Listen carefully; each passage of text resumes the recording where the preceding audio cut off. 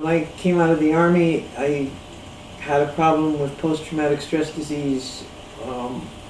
When I came out of the hospitals, after a year, I suffered another bout of post-traumatic stress disease with severe depression, anxiety, and fear. And I have what they call nosocomophobia now, which is fear of hospitals.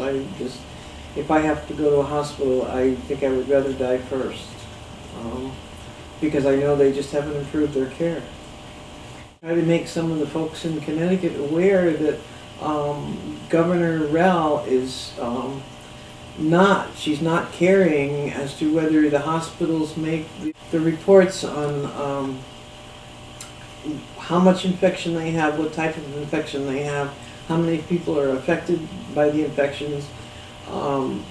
This law was passed in 2007, and so far it really hasn't come true. They really haven't done what they were supposed to do. I think the initial thing that they should be aware of is the operating rooms. The second thing is the patient areas. I think that when they rewash a bed, and it's just not done properly. I've laid in my bed and watched the other bed being washed, and it's like, it's just not done properly. You know, the same curtains are hung. This MRSA can live for 72 hours outside the body. And it does live outside the body for 72 hours, and that's what the problem is. Doctors with lab coats, God knows when they had them cleaned last, their sleeves, their ties, their stethoscopes, they're just bringing infection from one room to the other, and so are the nurses.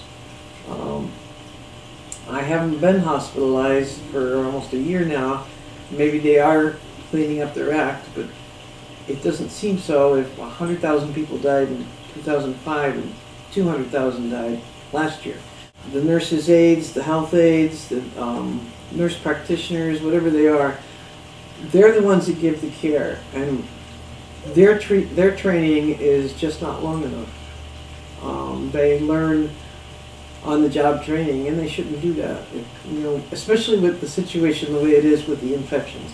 And it's not only MRSA; it's C. diff, you know, strep. There's just a whole bunch of things going on, and I would recommend if someone was going into the hospital, a friend or a relative, that they have someone sit with them 24 hours, and just to make sure that